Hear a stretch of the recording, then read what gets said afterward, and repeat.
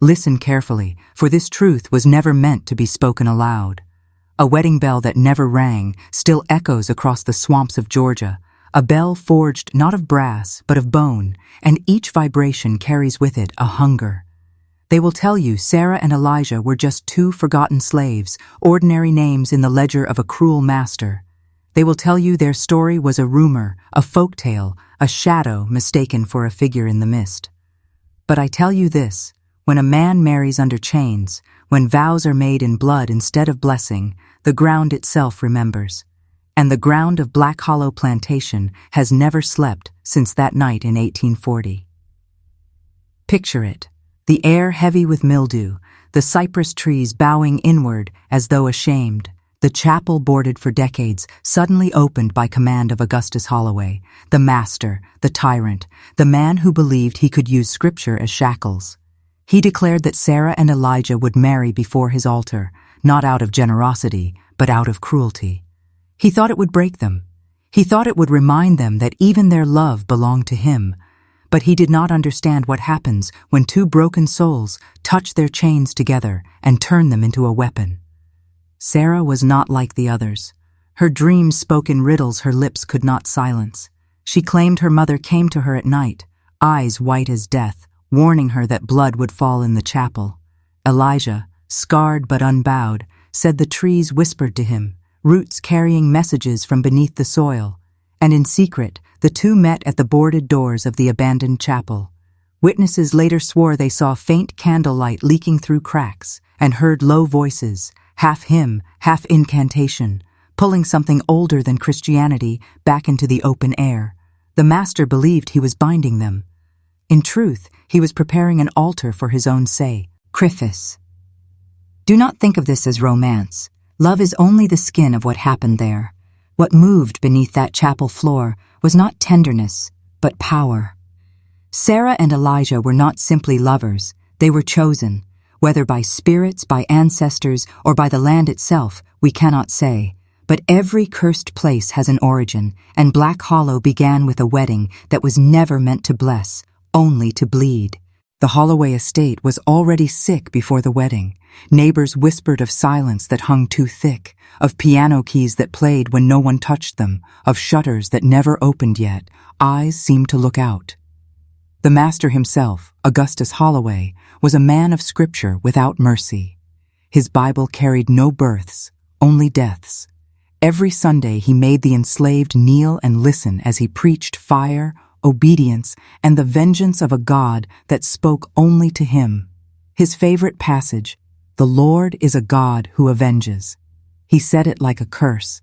He said it like a threat. But vengeance has a way of choosing its own vessel, and that vessel would not be Augustus Holloway. Among his enslaved were two names almost invisible on his ledgers, Sarah and Elijah. She mended garments in the main house, her eyes fixed always slightly beyond whoever spoke to her, as if she were listening to something no one else could hear. He worked the fields, his back a map of scars, but his spirit unbroken. At dusk, he sang words no overseer could decipher, words carried from a motherland he never saw but still remembered in his blood. The two found each other not in freedom, but in fragments, in glances at the well, in a pendant Elijah once carved and hid for her, only to see it burned by overseers as he bled before the others. That night, Sarah stood barefoot in the marsh and spoke aloud in a tongue no one recognized, her words rising with the mist until even the frogs fell silent. Later, in old testimonies gathered by the Works Project in 1936, survivors recalled her as strange, different, touched by visions. "She see things," one said. "She talk in her sleep, say her mama come in dreams and tell her blood gonna come down in the chapel."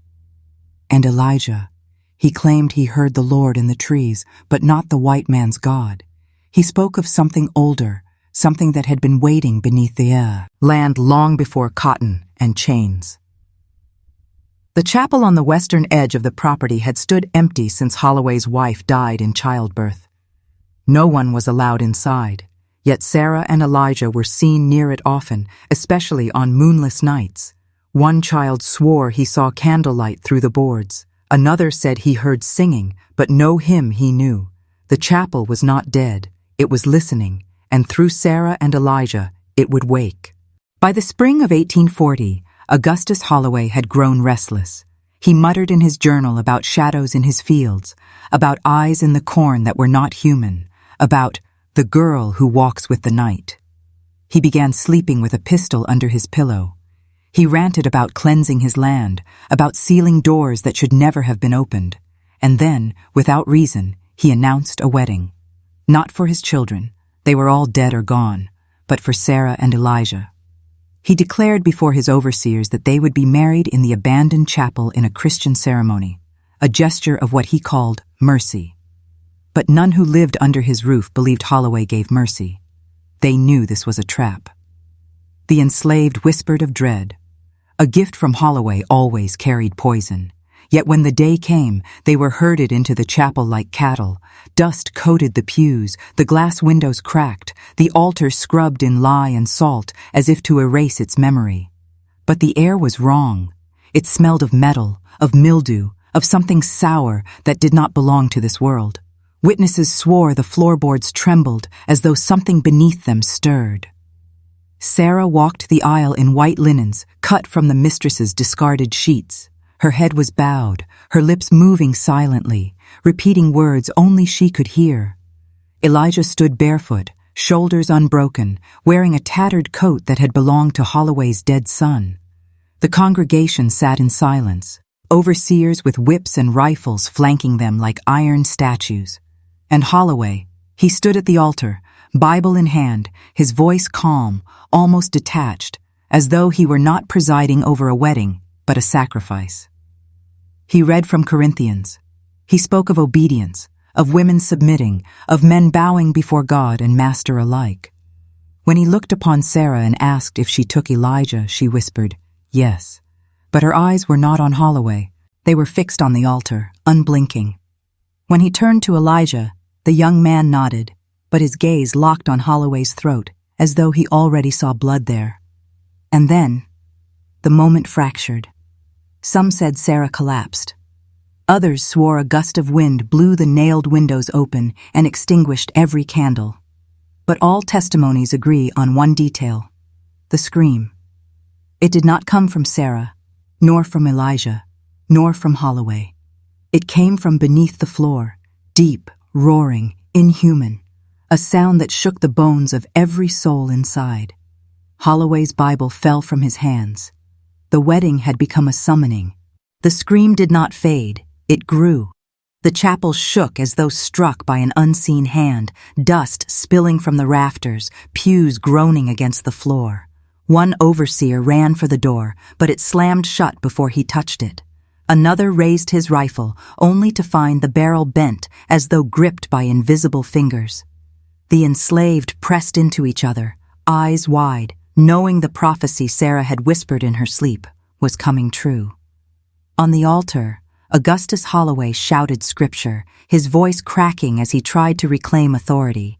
"The Lord is a God who avenges." But the words echoed back, twisted, overlapping, as if many voices spoke through the walls. Sarah's head lifted at last. Her eyes were rolled white, and her mouth moved not with her own words, but with a chorus, ancient, layered, thunderous. Witnesses swore the temperature dropped so cold, their breath hung like fog. Elijah gripped her hands, his lips bleeding as he chanted in rhythm, words from the motherland rising like smoke into the rafters. Together, their voices became one, a bridge between the living and the dead. Then the floor split. Not wide, not deep, but enough. A black crack tore through the altar's base, releasing a stench of rot and iron. From it came the sound of chains dragging, of whispers pleading, of laughter too cruel to belong to men. Holloway stumbled back, but his feet would not move from the altar. It was as though the wood itself held him. He shouted for his overseers, but they could not approach. Their eyes bled, their ears filled with screams only they could hear.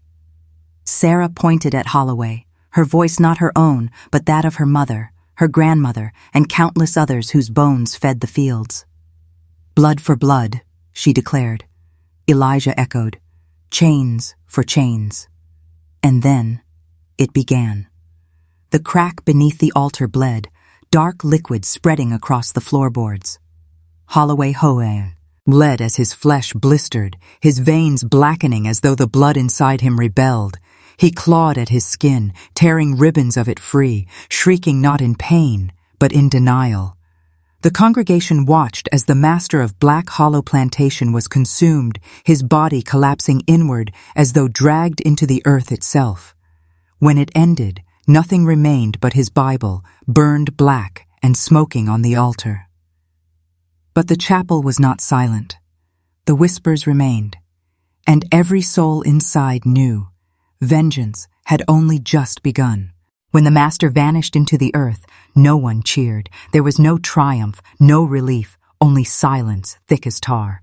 The overseers fled first, stumbling over benches, their rifles clattering useless in their hands. One man tried to fire at Sarah, but the gun exploded in his grip, taking his hand with it. The enslaved did not run.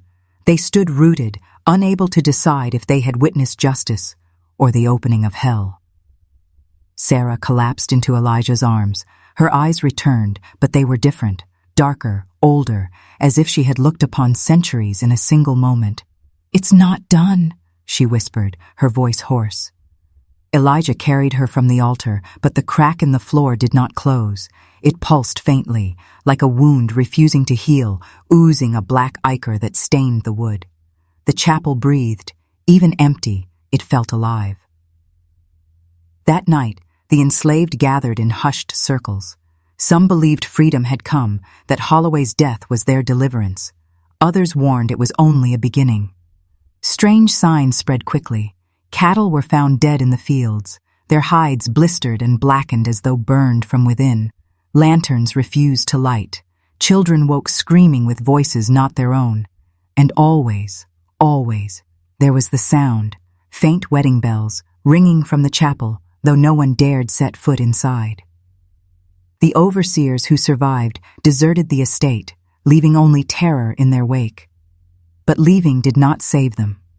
One was found days later, hanging from a tree 5 miles away, his tongue swollen, his body branded with words no one could read.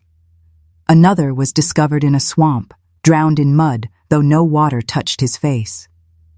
Locals whispered the curse had chosen its prey. As for Sarah and Elijah, their fate was stranger still.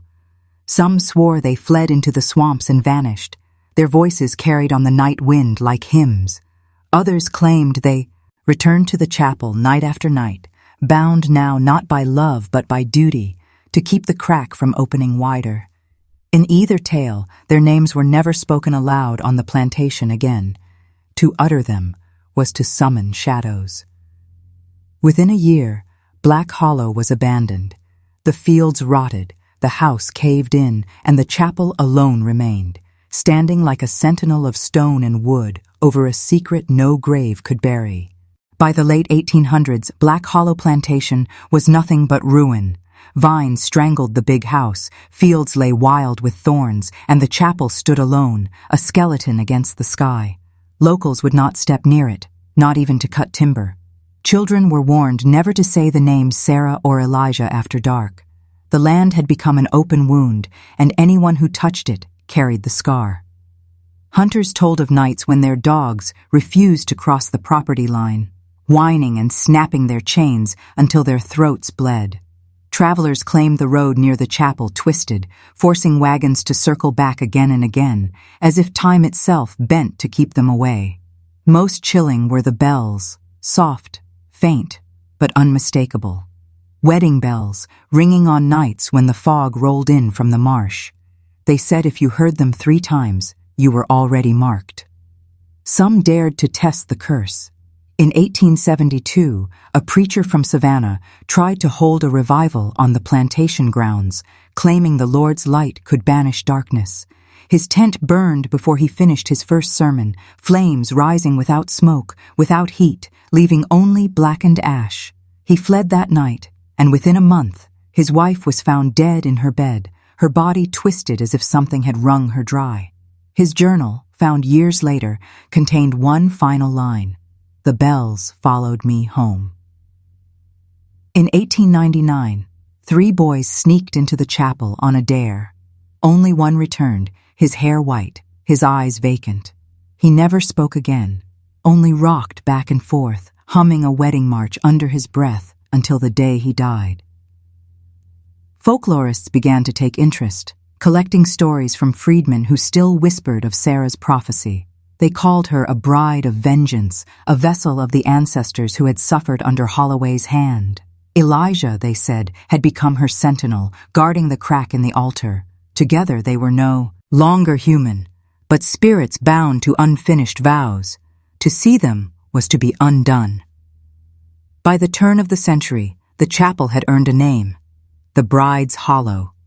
And though the plantation was gone, the legend refused to die.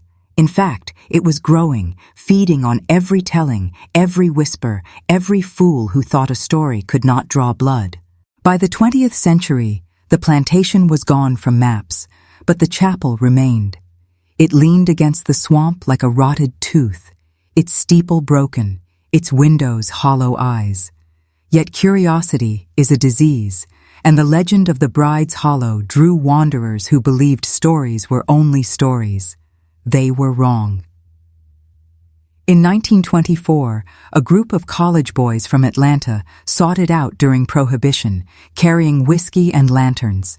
They carved their initials into the altar and laughed as they rang a cowbell in mockery of the wedding bells. Weeks later, every one of them was dead.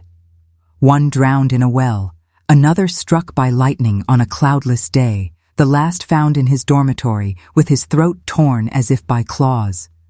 Locals whispered they had woken Elijah, who guards the altar from the unworthy. By the 1960s, the hollow became a proving ground for the reckless.